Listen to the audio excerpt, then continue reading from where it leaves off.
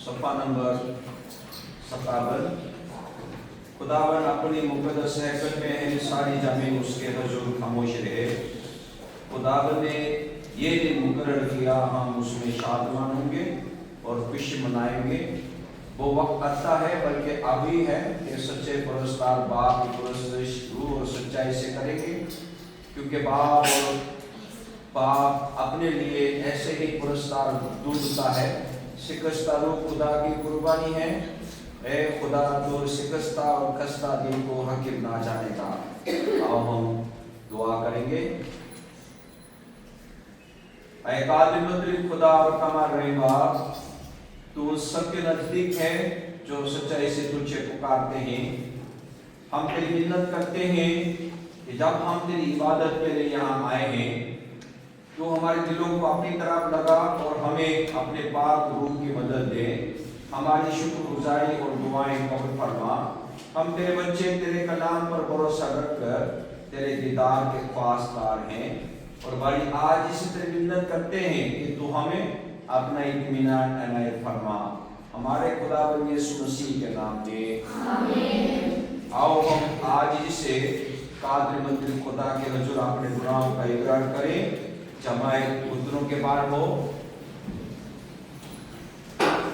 मैं उठकर अपने बाप के पास जाऊंगा और उससे कहूंगा, ए बाप, मैं आसमान का और तेरी नजर में गुनहगार हुआ, अब इस लायक नहीं रहा कि फिर तेरा बेटा कहलाऊं। अगर हम कहें कि हम बेगुनाह है, तो अपने आप को फरेब देते हैं और हम में सच्चाई नहीं। अगर अपने गुनाहों का इकरार करें, तो वो हमारे गुनाहों की मुआफ करने और हमें सारी नाराजगी से पाक करने में सच्चा और आदिल है। तो देर खामोश में अपने गुनाहों का इकरार करें।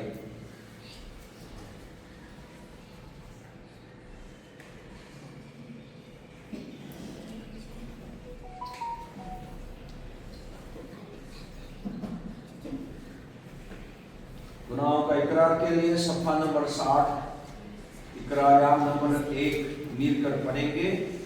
ऐ खुदा हमारे बाप, हमने ख्याल और फेल से तेरे खिलाफ गुनाह किया है।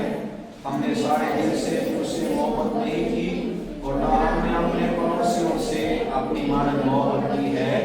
हम मिन्नत करते हैं, हम पर रहम फरमा, हमें गुनाहों से पाक कर और हमारी मदद कर कि हम अपनी बुराइयों पर पता असर करें। हमारे खुदावन यीशु मसीह के वसीले से आमीन। खुदावन हम पर रहम कर, मसीह हम पर रहम कर। खुदावन हम पर रहम कर, मसीह हम पर रहम कर। अब हम तसल्ली पाए और शादमान हो और अंजिल की खुशखबरी सुने। खुदा ने दुनिया से ऐसी मोहब्बत रखी कि उसने अपना इकलौता बेटा बख्श दिया, ताकि जो कोई उस पर ईमान लाए हलाक ना हो, बल्कि हमें सच्चे दिल पाए। खुदा की ये यकीन दहानी तुम्हारे लिए है, उस पर भरोसा रखकर इत्मीनान पाओ। आमीन। खुदा का शुक्र गुजारी के लिए खड़े होकर एक गीत गाएंगे।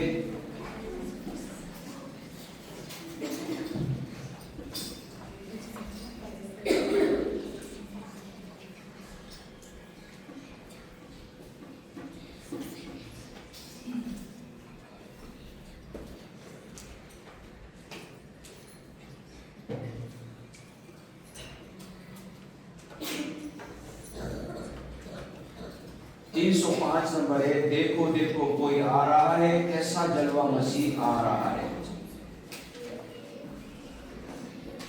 देखो देखो कोई आ रहा है, कैसा जलवा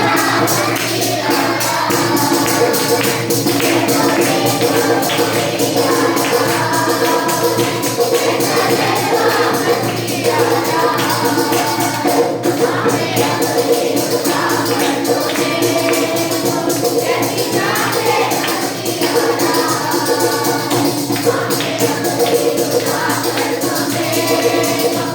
है।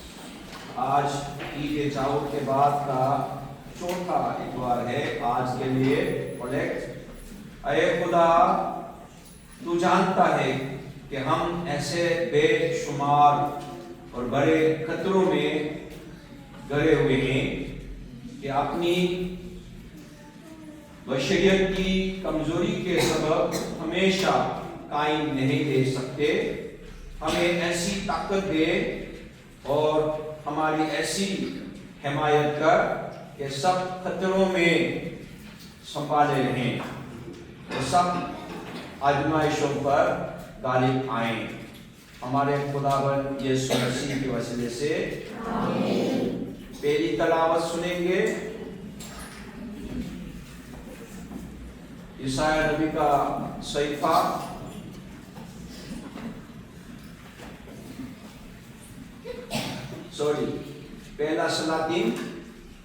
पहला सलातीन 17 बाब 8वीं आयत से 16वीं आयत।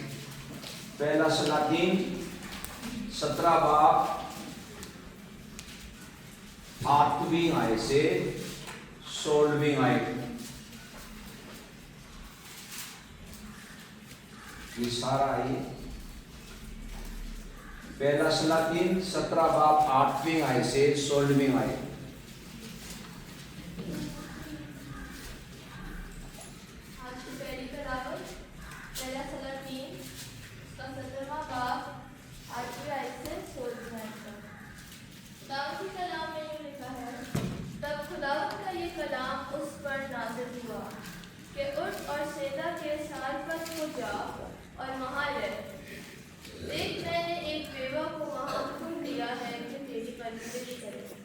तो वो उठकर सरपात को गया और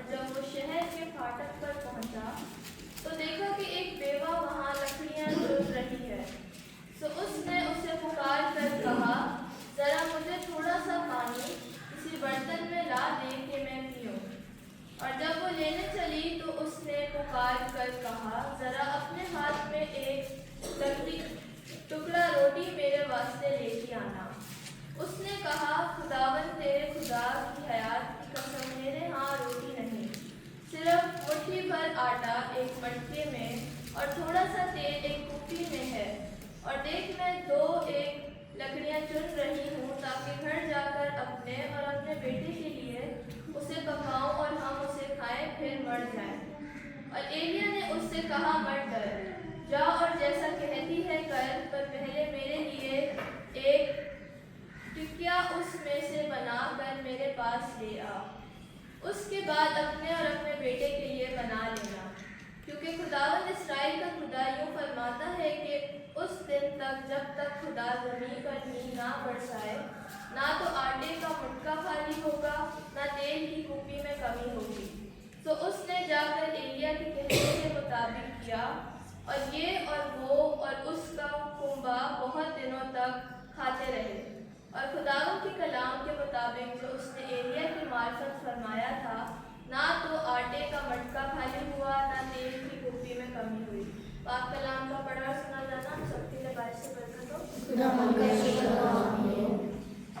मुकर्ररा ज़बूर है आज के लिए 36वां ज़बूर,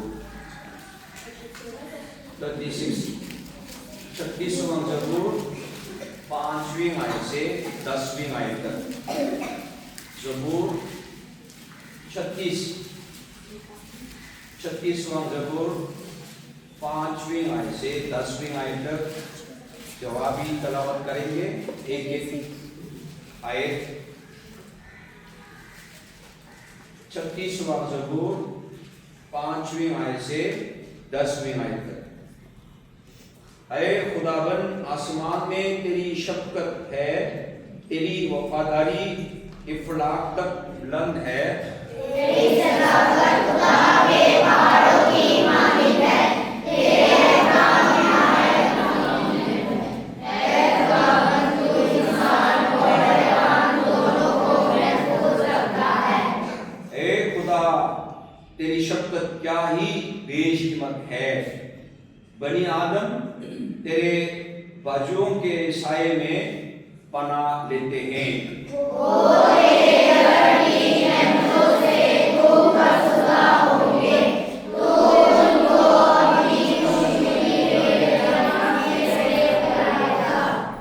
क्योंकि जिंदगी का चश्मा तेरे पास है, तेरे नूर की बदौलत हम रोशनी देखेंगे।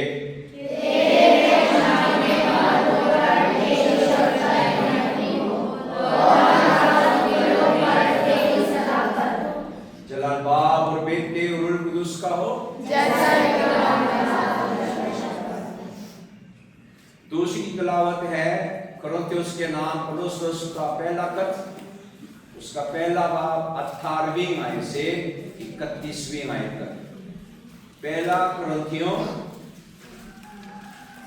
पहला बाब 18वीं आयत से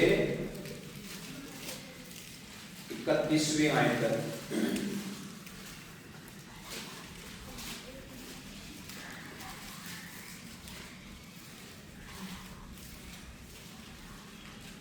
ये सिंदरिया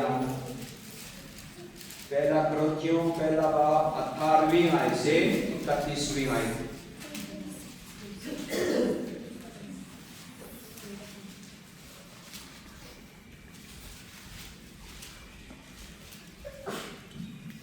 पहला कुरिन्थियों पहला बाब 18वीं आयत से 31वीं आयत। क्योंकि सलीब का पैगाम हलाक होने वालों के नज़दीक तो बेवकूफ़ी है, मगर हम निजात पाने वालों के नज़दीक खुदा की कुदरत है। क्योंकि लिखा है कि मैं हकीमों की हिकमत को नीच और अक्लमंदों की अक्ल को रद्द करूँगा। कहाँ का हकीम, कहाँ का फकिया, कहाँ का इस जहां का बेस करने वाला? क्या खुदा ने दुनिया की हिकमत को बेवकूफ़ी नहीं ठहराया? इसलिए कि जब खुदा की हिकमत के मुताबिक दुनिया ने अपनी हिकमत से खुदा को ना जाना, तो खुदा को ये पसंद आया कि इस मुनादी की बेवकूफ़ी के वसीला से ईमान लाने वालों को निजात दे। चुनांचे यहूदी निशान चाहते हैं और यूनानी मगर हम इस मसीह मसलूब की मुनादी करते हैं जो यहूदियों के नज़दीक ठोकर और गैर कौमों के नज़दीक बेवकूफ़ी है। लेकिन जो बुलाए हुए हैं, यहूदी हों या यूनानी, उनके नज़दीक मसीह खुदा की कुदरत और खुदा की हिकमत है। क्योंकि खुदा की बेवकूफ़ी आदमियों की हिकमत से ज़्यादा हिकमत वाली है और खुदा की कमज़ोरी आदमियों के ज़ोर से ज़्यादा ज़ोरावर है। ए भाइयों, अपने बुलाए जाने पर तो निगाह करो कि जिस्म के लिहाज से बहुत से हकीम, बहुत से इख्तियार वाले, बहुत से अशराफ नहीं बुलाए गए, बल्कि खुदा ने दुनिया के बेवकूफ़ों को चुन लिया कि हकीमों को शर्मिंदा करे, और खुदा ने दुनिया के कमज़ोरों को चुन लिया कि ज़ोरावरों को शर्मिंदा करे, और खुदा ने दुनिया के कमीनों और कीरों को बल्कि बेवजूदों को चुन लिया कि मौजूदों को नीस्त करे, ताकि कोई बशर खुदा के सामने फख्र ना करे। लेकिन तुम उसकी तरफ से मसीह यीशु में हो जो हमारे लिए खुदा की तरफ से हिकमत ठहरा, यानी रास्तबाजी और पाकीज़गी और मुखलसी, ताकि जैसा लिखा है वैसा ही हो जो फख्र करे वो खुदा पर फख्र करे। खुदा की पाक कलाम पढ़े हमें जाना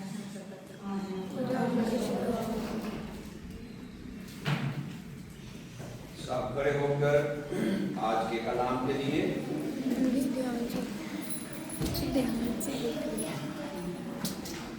291 गीत गाएंगे।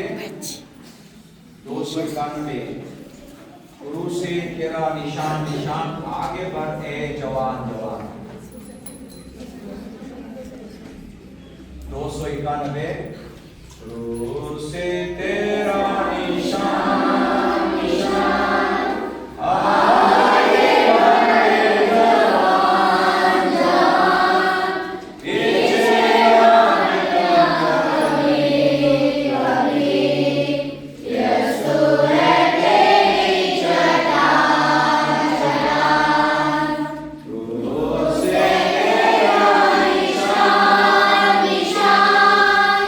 आगे बढ़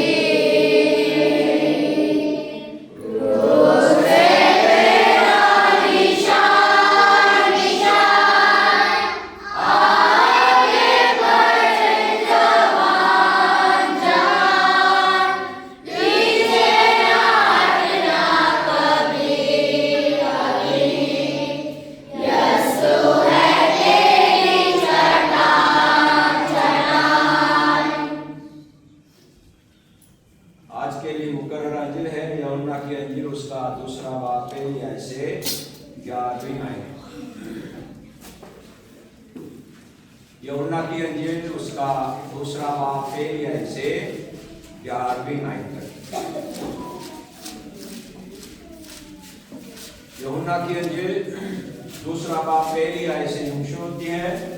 फिर तीसरे दिन काना गलील में एक शादी हुई और यीशु की मां वहां थी और यीशु और उसके शागिर्दों की भी उस शादी में दावत थी। और जब मैं हो चुकी तो यीशु की मां ने उससे कहा कि उनके पास मैं नहीं रही। यीशु ने उससे कहा, ए औरत, मुझे तुझसे क्या काम है? अभी मेरा वक्त नहीं आया। उसकी मां ने खादमों से कहा, जो कुछ ये तुमसे कहे वो करो। वहां यहूदियों की तहारत के दस्तूर के मुताबिक पत्थर के 6 मटके रखे थे और उनमें 2-2, 3-3 मन की गुंजाइश थी। यीशु ने उनसे कहा, मटकों में पानी भर दो। बस उन्होंने उनको लबालब भर दिया। फिर उसने उनसे कहा, अब निकालकर मीर मजलिस के पास ले जाओ। बस वो ले गए।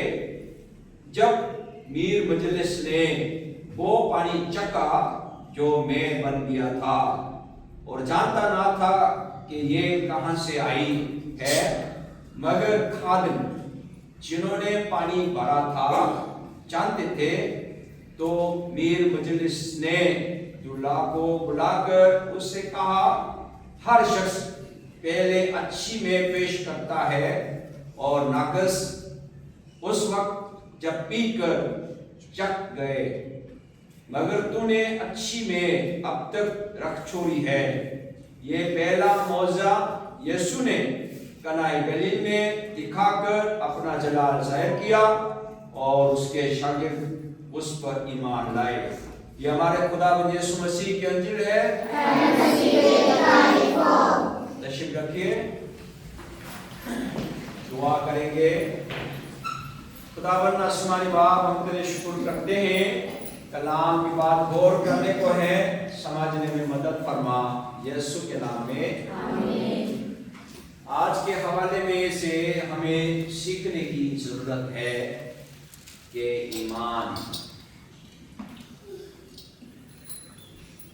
लाने वाले क्या करेगा? ईमान लाने वाले खुदा की आवाज को सुनता और उस पर अमल करता है। क्या करता है?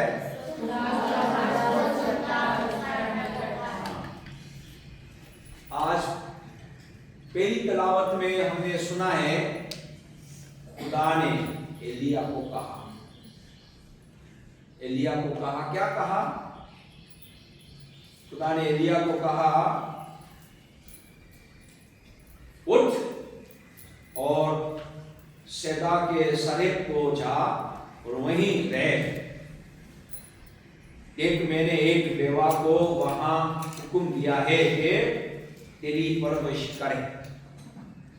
खुदा ने फरमाया एलिया नबी को, यहां से उठो और गैर कौम के इलाके में जाओ और वहां मैंने एक बेवा को आपकी परवरिश के लिए तैयार किया है। खुदाबंद की बात सुनकर बादशाह के सामने जाके बोला, जब तक मैं दुआ ना करूं तब तक बारिश नहीं होगी। फिर बादशाह ने उसको पकड़ो। फिर वो अपने आप को छुपाया। कहां छुपाया? दरिया के किनारे में छुपाया। अपने आप को छुपाया दरिया के किनारे में। दरिया के पानी में से पिए और इतना गर्मी में काल हो गया कि दरिया का पानी सूख गया है, अभी पानी नहीं मिल रहा। इसलिए खुदा ने कहा, अभी सैदा में, सरेब में जाओ और वहां मैंने एक बेवा को आपकी परवरिश के लिए तैयार किया। खुदावन की बात सुनकर वो चाहता है, ये एक ईमान। और ऐसे फाटक से अंदर हुआ तो एक औरत, जब वो शहर के फाटक पर पहुंचा तो देखा कि एक बेवा वहां लकड़ियां चुन रही है। एक बेवा लकड़ियां चुन रही है। पुराने एदामा में किस तरह रहते थे हमें नहीं मालूम, लेकिन दूर से देखकर हाँ ये बेवा है, हाँ ये खुदा का बंदा है। कैसे पता चलेगा? उसके लिबास से पता चलता है। वो उसका लिबास कौन सा पहना हुआ है, तो उसके लिबास से पता चलता है। बेवा को देखा है तो उस नूर ने बोला, जब वो देखा तो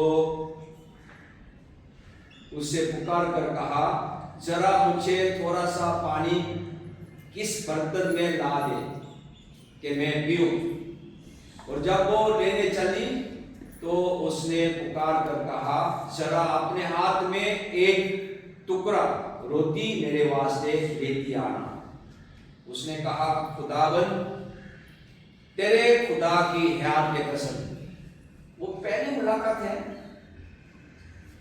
और एलिया को जानता है ये कौन है और इसके खुदा के कसम खा रहे,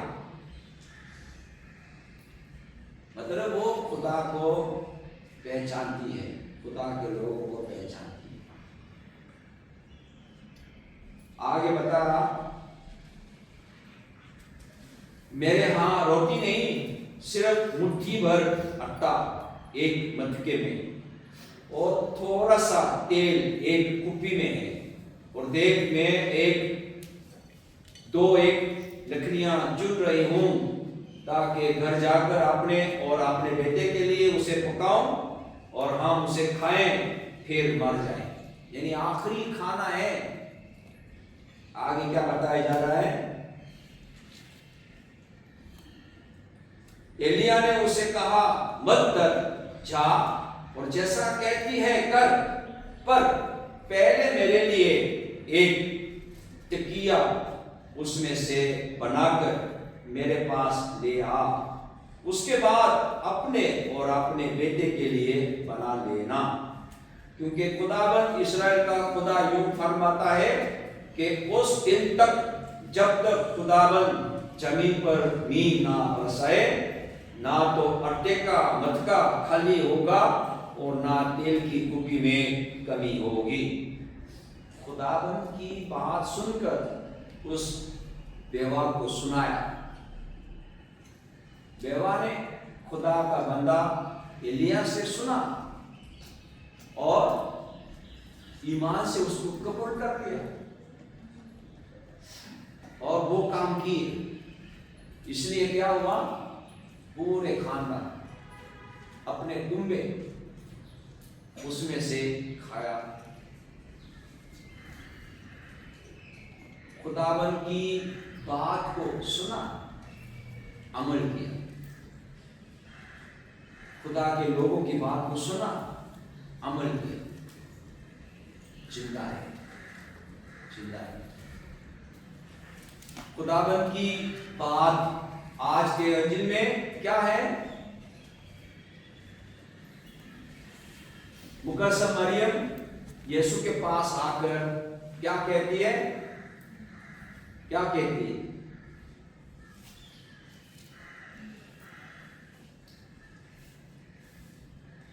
उनके पास मैं नहीं रही। खुदाबंद का जवाब क्या है? ए औरत, मुझे तुझसे क्या काम है? मुझे तुझसे क्या काम है? ये क्या मतलब है? मुझे तुझसे क्या काम है? अगर ये मसला शादी वालों का मसला होता, ए औरत, मुझे इनसे क्या काम है, क्या ख्याल है?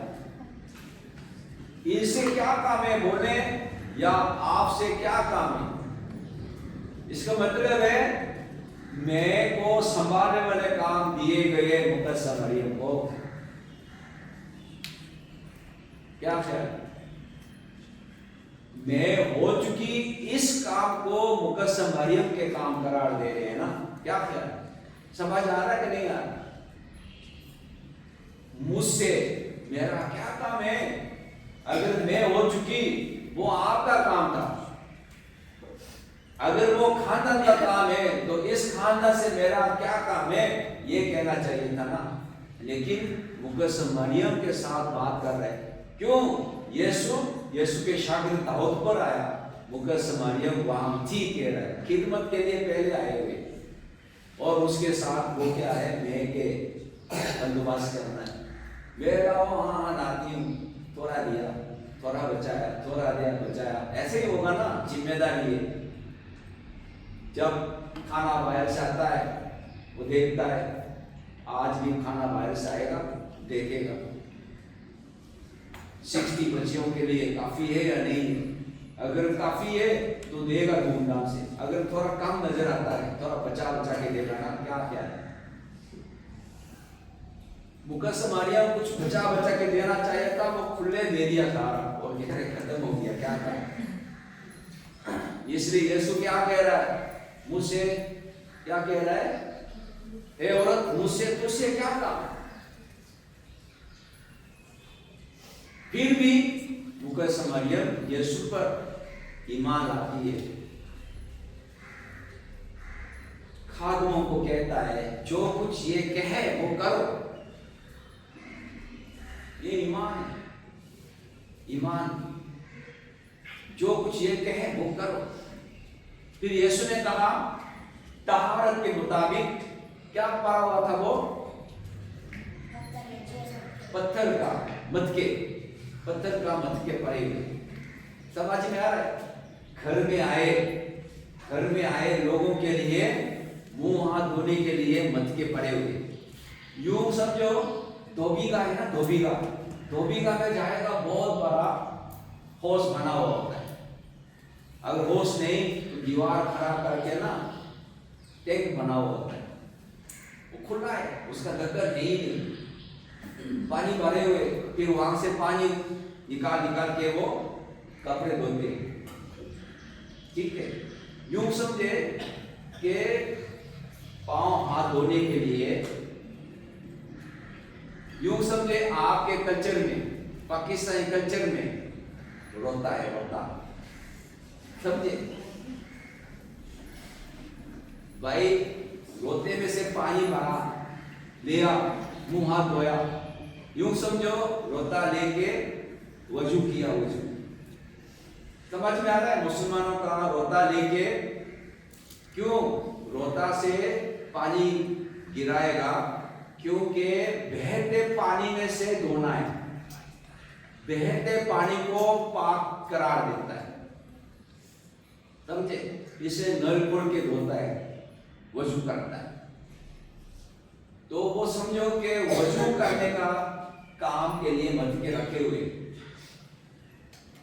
इसमें पानी भरो। नौकर कह सकता है सर जी मेहमान जितना आना था आ गया, इसका भी कोई काम नहीं।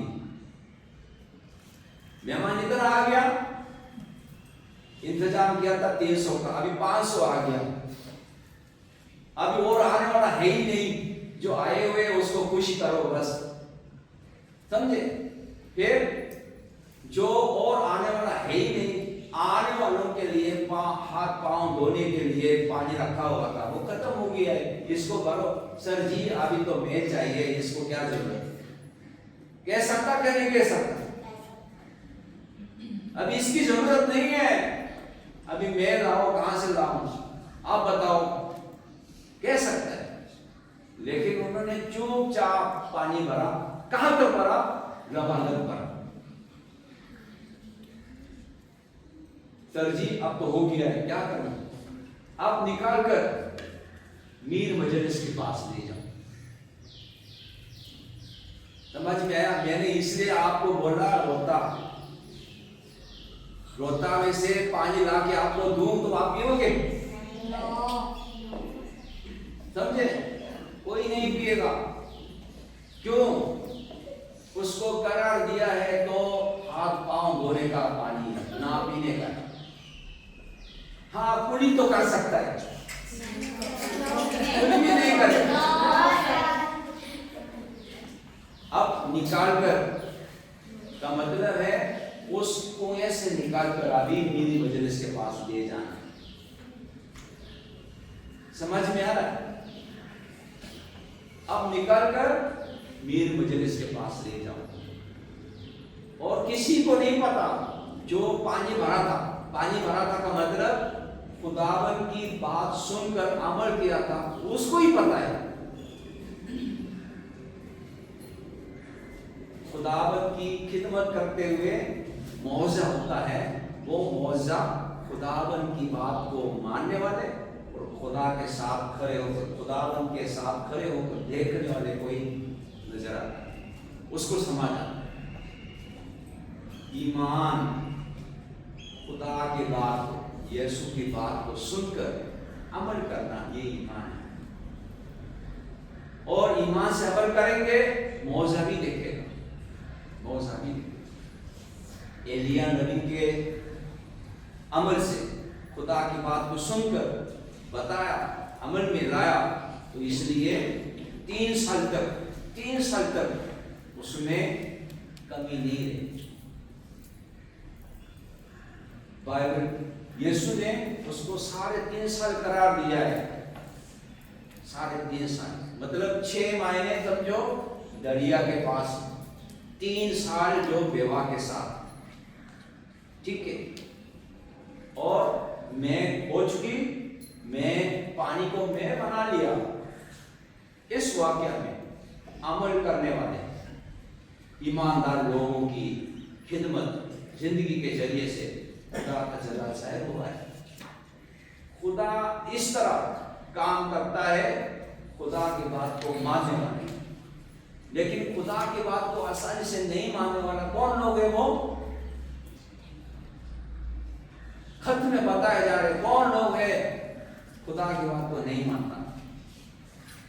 अमीर लोग नहीं मानते, पढ़े लिखे लोग नहीं मानते। आज के कदम में यही है ना, क्योंकि सलीब का पैगाम हलाक होने वालों के नजदीक तो बेवकूफी है,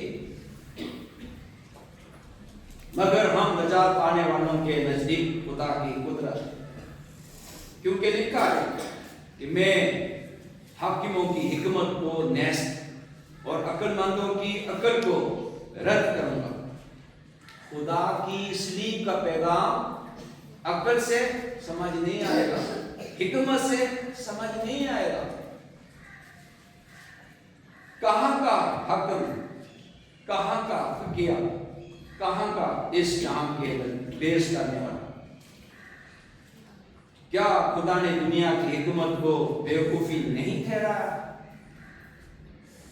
इसलिए कि जब खुदा की हिकमत के मुताबिक दुनिया ने अपनी हिकमत से खुदा को ना जाना, तो खुदा को ये पसंद आया। दुनिया के तरीकों से, दुनिया के तालीम से खुदा को नहीं पहचान सकते। खुदा को ये पसंद आया।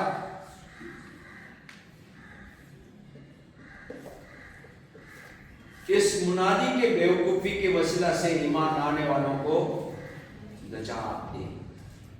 ईमान खुदा की परामर्श को अपनाकर खिदमत करने की ये राज खुदा ने अपनाया है। बहुत पढ़े लिखे लोग खुदा की बात को आसानी से कबूल नहीं करते। इसलिए 25वें आयत में, क्योंकि खुदा की बेवकूफी आदमियों की हिकमत से ज्यादा हिकमत वाली है और खुदा की कमजोरी आदमियों के कमजोर से ज्यादा जोर आवर है। ए भाइयों, अपने बुलाए जाने पर तो निगाह करो कि जिस्म के लिहाज से बहुत से हकीम, बहुत से इख्तियार वाले, बहुत से अशरफ नहीं बुलाए गए, बल्कि खुदा ने दुनिया के बेवकूफों को चुन लिया कि हकीमों को शर्मिंदा करे, और खुदा ने दुनिया के कमजोरों को चुन लिया कि जोर औरों को शर्मिंदा करे। और खुदा ने दुनिया के कमीनों और हकीरों को, बल्कि बेवजूदों को चुन लिया कि मौजूदों को नेस्त करे, ताकि कोई बशर खुदा के सामने फक्र ना करे। हाँ, मैंने अपने इल्म से खुदा को पा लिया, ऐसा नहीं होगा। खुदाबंद की मेहरबानी है, खुदाबंद ने समाज की तौफीक दी है, इसलिए खुदा के मेहरबानी है, खुदा की इस राज को समझकर कबूल कर लेना। इसलिए नजात कैसे होता है? फजर से होता है। फजर खुदा का फजर है, इसलिए यीशु को पहचानता है, वो नजात देता है। खुदावन से मांगे कि खुदा की बात को सही मानों में समझने वाले और अपनाने वाले और खुदा का जलाल जाहिर करने वाले बना दे। आज के हवाले में उस बेवा की तरह, उस खिदमत करने वाले खादम की तरह खुदा की बात को कबूल करे, पूरा करे और तजर्बा करे। दुआ करेंगे। खुदाबंद आसमानी बाप, हम तेरे शुक्र करते हैं आज इस मौका के लिए कि तेरे हुजूर में आने के लिए बरकत दी है, और एलिया नबी के वक्त में और खुदाबंद यीशु मसीह की पहला मौजा के जरिए से जो ईमानदार लोग, जो खुदा के बरकत वाले लोग खुदा की बात को किस तरह कबूल करते हैं और किस तरह खुदा को तजर्बा करते हैं, गौर करने के लिए, सीखने के लिए मौका दिया है। खुदा हम सबों को बरकत दे, ताकि खुदा की पाक मर्ज को अपना कर खुदा की खिदमत में आगे बढ़ने वाले तेरे लोग खादमा बन जाए। यीशु मसीह के नाम में आमीन। सब खड़े होकर सफा नंबर 75 अपने ईमान का इकरार करें। सफा नंबर 75 है। आओ हम सब मिलकर अपने ईमान का इकरार करें।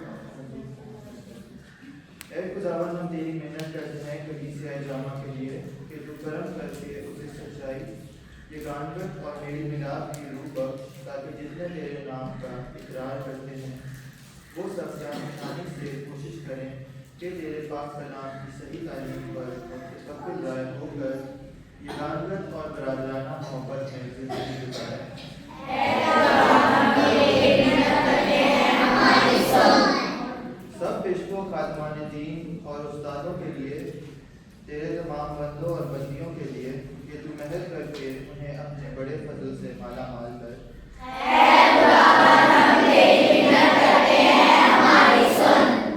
उन सब के लिए जो तारीकी और जहालत और गुनाह में भटके फिरते हैं कि तू उन्हें अपने गले में इकट्ठा कर।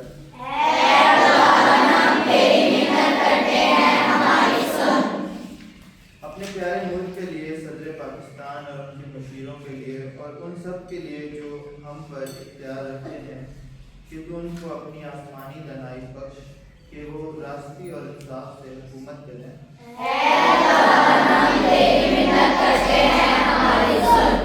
उन सब के लिए जो बीमारी या गम या दुख में मुब्तला हैं, उन सब के लिए जो थके और बड़े बोझ से दबे हैं, उन सब के लिए जो मुसीबत ज़दा और मोहताज हैं, उनके लिए जो राजबाजी के सबब से सताए जाते हैं।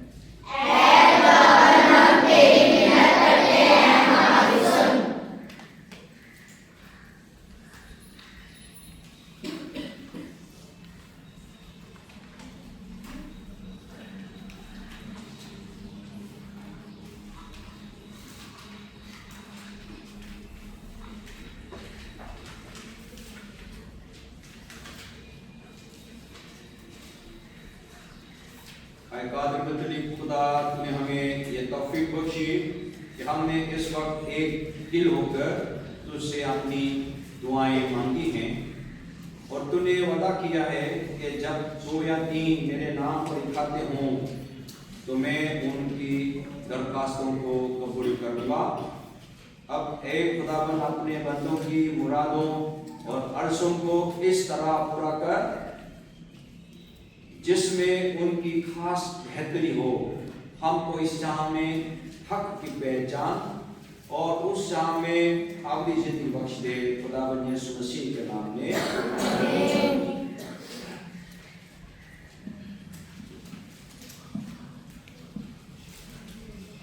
131 नंबर गीत गाएंगे और इस गीत के दौरान हादिया नजराना खुदावंद के सामने पेश करेंगे। गीत नंबर 131।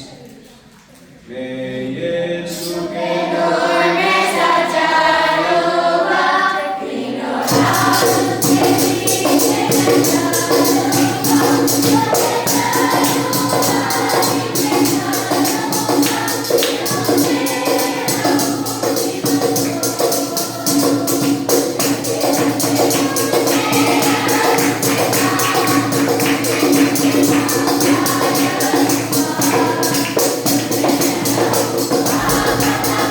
Thank you.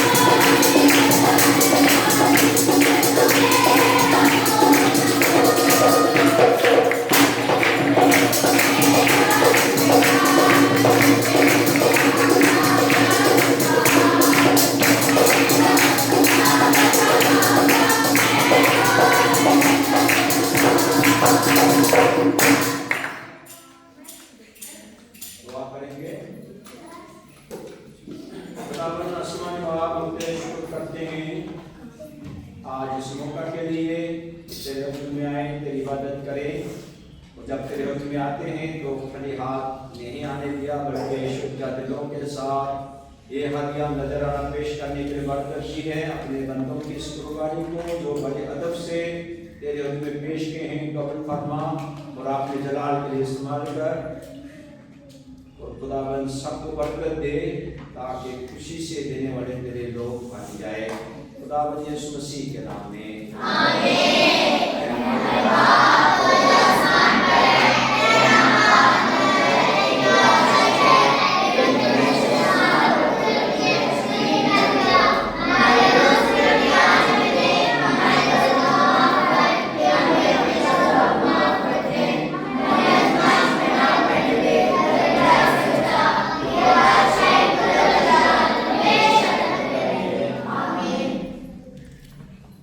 खुदा जो हर तरह के फजल के चश्मा है, जिसने तुमको मसीह में अपने अबदी जलाल के लिए बुलाया, आपकी तुम्हें कामिल और कायम और मजबूत करे। और कादिर खुदा बाप, बेटे और रूह कुदस की बरकत तुम पर हो, तुम्हारे साथ हमेशा रहे। आमीन।